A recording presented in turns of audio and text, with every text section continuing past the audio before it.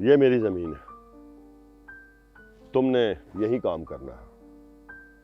तुम इस तरह करो, कल अपना खानदान ले आओ और कल से ही काम शुरू कर दो। और हाँ, फी एकड़ 5,000 रुपया मजदूरी है ना। 5,000 ही है जी। पर वो मलिक साहब, आपकी जमीन कितनी है जी? यही 70 एकड़। मलिक साहब, ये 70 तो नहीं लगती ना जी। तो क्या मैं झूठ बोल रहा हूं? जमीन मेरी है कि तुम्हारी? अब कागजात लाकर दिखा दूं तुम्हें? और ना मलिक साहब, ना ना, इसकी ज़रूरत नहीं है जी। आप रहने दे। अब ठीक है जी। तो बस ठीक है, कल से अपने घर वाले ले आओ और काम शुरू कर दो।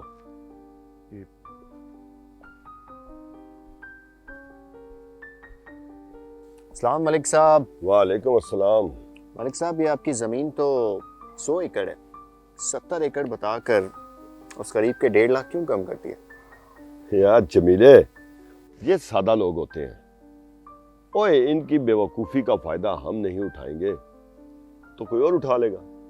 मलिक साहब, ये तो नहीं जानते, पर अल्लाह तो सब जानते हैं। ओए जमीले, ओए अल्लाह माफ़ करने वाला है। तो चल, ज़्यादा सोचो में ना पड़ा कर। चल, शिकार पे चलना है आज।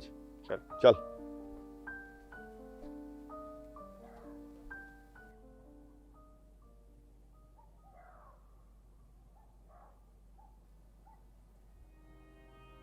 सलाम मलिक साहब।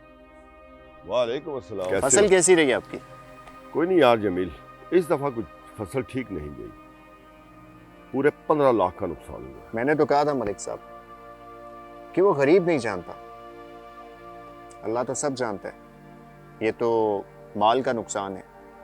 सोचें, जब रोज़े महशर अल्लाह उस गरीब को आपके सामने ला खड़ा कर देगा, तब क्या करेंगे आप? जमीले, मैं अल्लाह से माफ़ी मांगता हूँ। वाकई मुझसे ज़्यादती हो गई है।